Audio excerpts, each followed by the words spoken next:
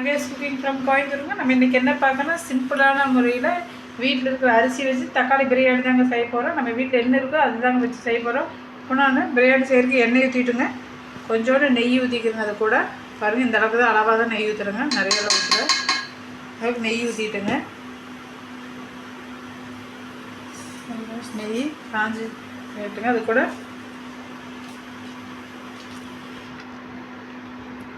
இந்த பட்டை இதெல்லாம் பாருங்கள், இந்த அளவுக்கு போட்டுட்டேன். ராமர் 2 போட்டுங்க, ஒரே ஒரு ஏலக்காய், பிரியாணி இலைங்க, இந்த சோம்பு இதெல்லாம் நல்லா போட்டுங்க. நான்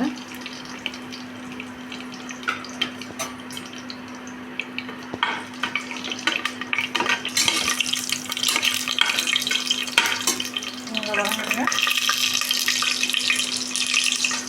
பாருங்கள், பெரிய வெங்காயம் 2 பெரிய வெங்காயம் இந்த சைஸ் கட் பண்ணி வச்சுக்கோங்க. இது போட்டுக்கலாங்க.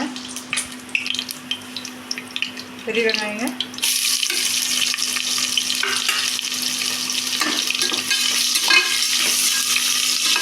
இது நல்லா வணங்கிட்டுங்க. வெங்காயம் எந்த அளவுக்கு வணங்கிறோமோ அந்தளவுக்கு சாப்பாடு நல்லா இருக்குங்க. இது நல்லா வணங்கிட்டுங்க, நம்ம பார்க்கலாம். இருக்கு இந்த ஸ்டேஜில் 2 பச்சை மிளகாய் போட்டுக்கலாங்க. இஞ்சி பூண்டு பேஸ்ட்டு 1 ஸ்பூன் போட்டுக்கோங்க. போட்டுக்கலாங்க.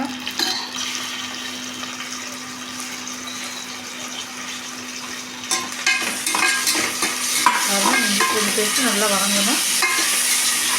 சிம்பிளாக தாங்க, 10 எண்ணங்கிற சொல்லிடலாங்க, ஈஸியாகவும் இருக்குங்க.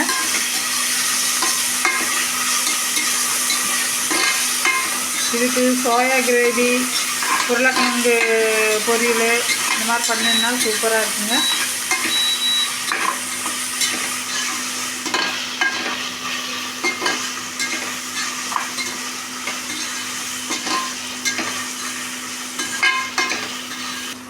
பாருங்கள், அந்த இஞ்சி பூண்டு 10 வாசம் போகிற வரைக்கும் வணங்கி வச்சுங்க. அதுக்கப்புறம் நம்ம ஒரு 3 பெரிய தக்காளி நல்லா பழுது தான் எடுத்து இதில் மிக்சியில் 1க்கு 2 அரைச்சி நம்ம இதில் ஊற்றிக்கலாங்க.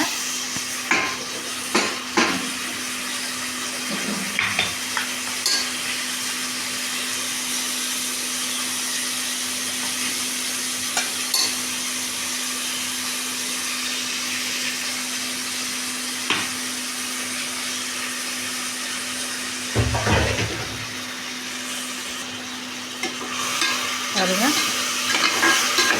நல்லா இந்த 10 வாசம் போகிற அளவுக்கு தக்காளி நல்லா வணங்கிட்டுங்க.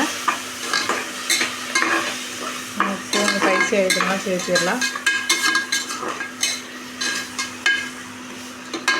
புதினா தலையெல்லாம் போட்டால் நல்லா இருக்குங்க.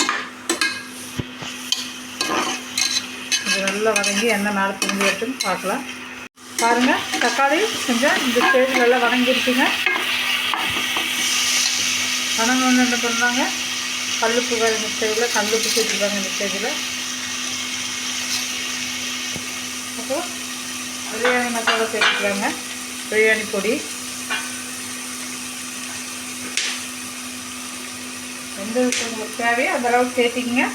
காரத்துக்கு பாருங்கள், 1/2 ஸ்பூன் மிளகாத்தூள் இந்த அளவுக்குங்க. கொஞ்சோண்டு கரம் மசாலா தூள், அப்புறம் இத்தினோடு கொத்தமல்லி தலை இருந்துன்னு அது மட்டும்.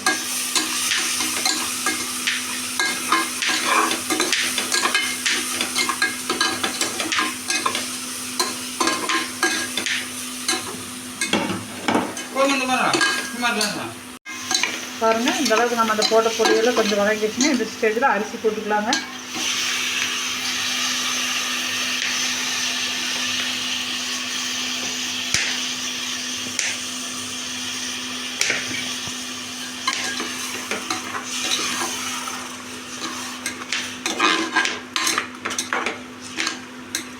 கொஞ்சம் நல்லா வணங்கிட்டுங்க. பாருங்கள், அரிசி நான் இந்த அளவுக்கு வரன்னு வணக்கிட்டுங்க. கொஞ்சம் மேலே எண்ணெய் பிரிஞ்ச அளவுக்கு. இப்போ நான் நீங்கள் எந்த டம்ளரில் அரிசி எடுக்கிறீங்களோ அந்த டம்ளரில் 2 டம்ளர் தண்ணி ஊற்றிங்க. இல்லைன்னா 2.25 டம்ளர் நல்லா ஊற்றினா 2.25 டம்ளர் தண்ணி ஊற்றிக்கிங்க. பாருங்கள், இந்த அரிசி நல்லா கொதித்து வரட்டு நம்ம கொஞ்சம் நெய் 1 ஸ்பூன் ஊற்றி பாருங்கள், நெய் 1 ஸ்பூன் ஊற்றிட்டுங்க.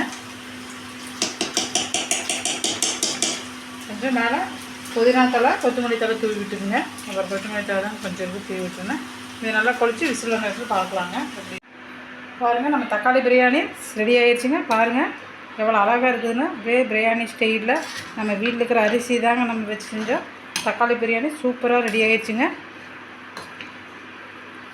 இது பாருங்கள், ஸ்கூலுக்கு செஞ்சு கொடுக்கல, ஈஸியான ரெசிபிங்க. இது டக்குன்னு செஞ்சு கொடுத்துடலாம். குழந்தைங்க நல்லா விரும்பியும் சாப்பிடுவாங்க.